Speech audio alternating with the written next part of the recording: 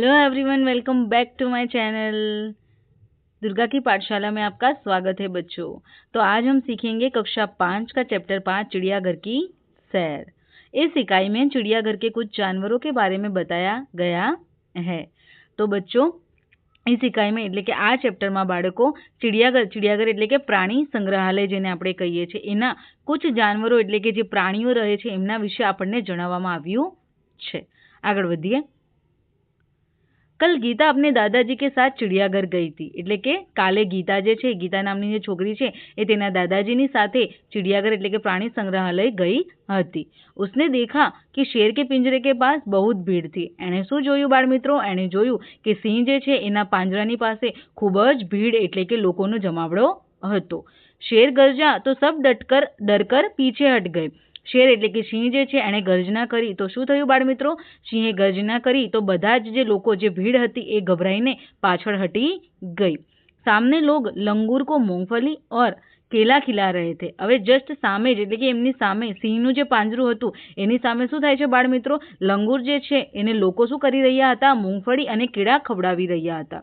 तो दादाजी ने कहा, देखो वह लिखा है चिड़ियाघर के जानवरों को खाना देना मना है। तो दादाजी શું કહે છે બાળ મિત્રો કે દેખો એટલે કે જુઓ, ત્યાં લખ્યું છે કે ચિડિયાઘરના જે પ્રાણીઓ છે એટલે કે પ્રાણી સંગ્રહાલયના જે પ્રાણીઓ છે એમને કંઈ પણ ખાવાનું અથવા તો જમાડવાની મનાઈ છે। ગીતા બોલ ઉઠી। તો આ જોઈને ગીતા બોલી ઉઠે છે અથવા તો ગીતા કહે છે કે દાદાજી વહ દેખીએ કાલે મુંહ का बंदर। હવે બાળ મિત્રો ગીતા શું બોલે છે આ જોઈને કે દાદાજી પેલું જુઓ કાળા મોઢાવાળું વાંદરું। દાદાજી હસ પડે और बोले, बिटिया वह લંગૂર હે। હવે આ સાંભળીને દાદાજી હસી પડે છે અને કહે છે બિટિયા એટલે કે બેટી એ તો શું છે? લંગૂર છે।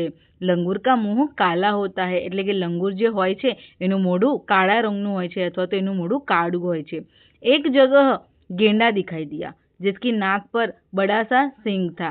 હવે એક જગ્યાએ એમને શું દેખાય છે બાળ મિત્રો? જેમ એ લોકો પ્રાણી સંગ્રહાલયની સૈર એટલે કે ફરી રહ્યા હોય છે પ્રાણી સંગ્રહાલયમાં, એમ આગળ વધતા એમને ગેંડો દેખાય છે જેની નાક પર શું હોય છે બાળ મિત્રો? એક મોટું સિંગ હોય છે।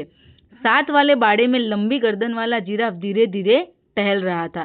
तो जस्ट એની બાજુમાં એટલે કે સાથ એટલે કે બાજુવાળા જે બાળો એટલે શું થાય મિત્રો?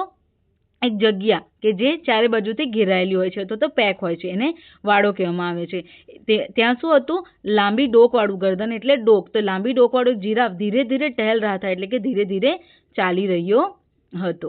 ગીતા દાદાજી को खींचते हुए आगे ले गई। હવે બાળ મિત્રો ગીતા શું કરે છે? દાદાજીનો હાથ પકડેલો જ હોય છે એટલે દાદાજીને ખેંચીને આગળ લઈ જાય છે। વહાં ભાલુ 2 पैरों पर खड़ा था અને ત્યાં શું જોઈ છે કે ભાલુ જે હોય છે કાળા રંગનું એ 2 पैरों पर કે 2 પગો પર ઊભો હોય છે। एक तालाब में रंग बिरंगी मछली और बतख तैर रही थी। હવે એક તળાવમાં શું હોય છે બાળ મિત્રો કે રંગબિરંગી એટલે કે વિવિધ પ્રકારના રંગની એટલે કે અલગ અલગ રંગની, એને રંગબિરંગી આપણે કહીશું। તો રંગબિરંગી માછલી અને બતક સફેદ રંગની હોય છે, એ તરી રહી હોય છે।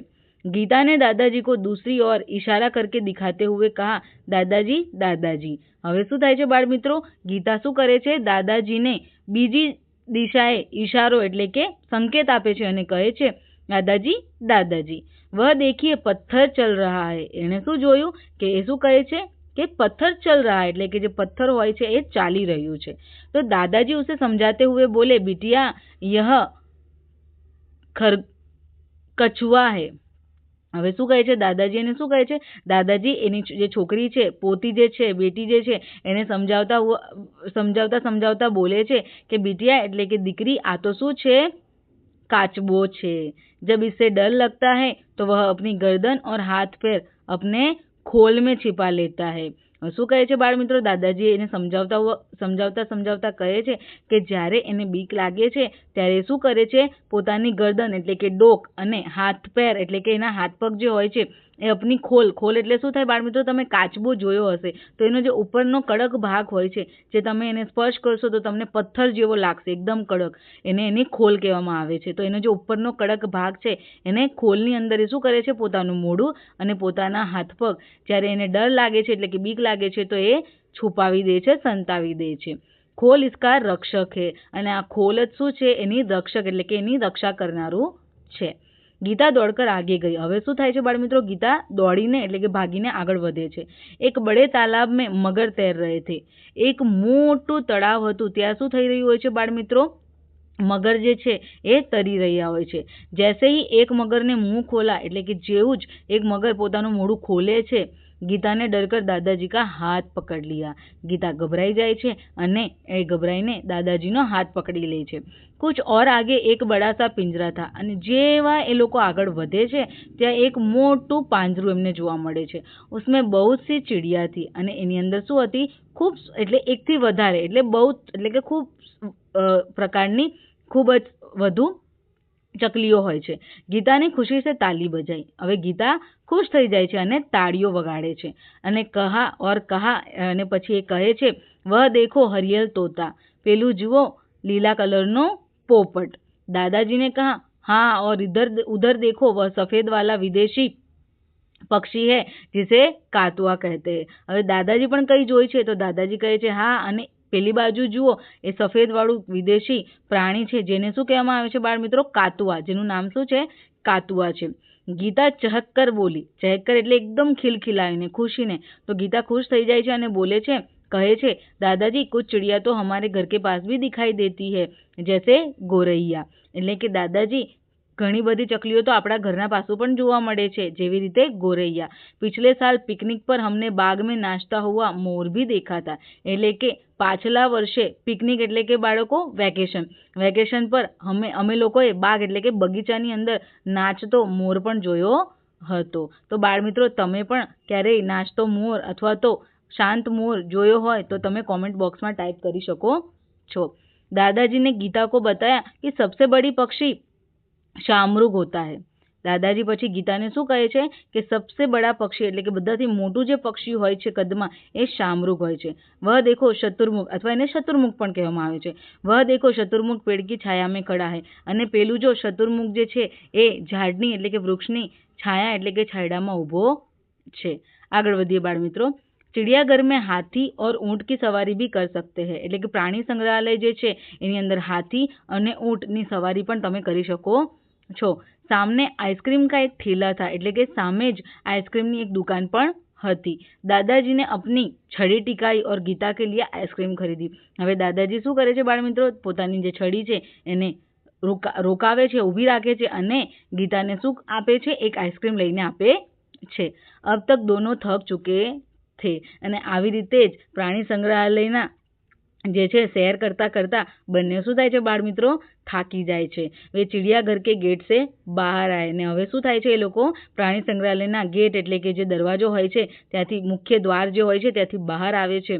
બસ પકડી और अपने घर आ गए અને પછી તેઓ શું કરે છે બાળ મિત્રો? બસ પકડે છે એટલે કે બસમાં બેસી જાય છે અને પોતાના ઘરે આવી જાય છે। તો અહીં આપણું ચેપ્ટર અહીંયા કમ્પ્લીટ થાય છે। હવે આપણે એના શબ્દાર્થ જોઈશું એટલે કે જે અઘરા અર્થ હોય છે, જો તમને સમજ ન પડે તો તમે એનો ઉપયોગ કરીને આ ચેપ્ટરને સમજી શકો છો। તો શરૂ કરીએ બાળ મિત્રો। પહેલો વર્ડ છે એટલે કે પહેલો શબ્દ છે આપણો चिड़ियाघर, જેનો અર્થ શું થશે? वह जगह जहाँ पशु पक्षी देखने के लिए रखे जाते हैं। चिड़ियाघर એટલે કે બાળ મિત્રો પ્રાણી સંગ્રહાલય કે જ્યાં શું હોય છે? પશુ પણ હોય છે અને પક્ષી પણ હોય છે, એ જોવા માટે રાખવામાં આવે છે। બીજો વર્ડ છે, બીજો શબ્દ છે આપણો બાડા। બાડા એટલે કે ઘેરા હુआ स्थान એટલે કે મેં તમને કીધું એમ કે ચારે બાજુથી ઘેરાયેલી એક જગ્યા। ત્રીજો શબ્દ છે આપણો खोल। खोल એટલે કે કछुआ के ऊपर का सख्त भाग એટલે કે કાચબાની ઉપરનો એના શરીરના ઉપરનો જે સખ્ત એટલે કે કડક જે ભાગ હોય છે। આગળનો શબ્દ છે બાળ મિત્રો लंगूर। लंगूर છે एक विशेष प्रकार का बंदर जिसका मुंह काला तथा पूंछ लंबी होती है। लंगूर કોને કહે બાળ મિત્રો? એક વિશેષ પ્રકારનું વાંદરાની એક જાત હોય છે જેનું મોઢું કાળું અને પૂંછ લાંબી એટલે કે પૂંછ જે હોય છે લાંબી હોય છે। હરિયલ આગળનો શબ્દ છે આપણો બાળ મિત્રો હરિયલ। હરિયલ એટલે કે હરે રંગવાલા એટલે કે લીલા કલરનું। તો બાળ મિત્રો આપણું આ ચેપ્ટર અહીં જ કમ્પ્લીટ થાય છે। જો તમને કોઈ પણ પ્રકારના પ્રશ્નો હોય તો તમે કોમેન્ટ બોક્સમાં ટાઈપ કરી શકો છો અને જો તમને વિડીયો ગમે તો તમે લાઇક, શેર અને સબસ્ક્રાઈબ પણ કરી શકો છો। Thank you.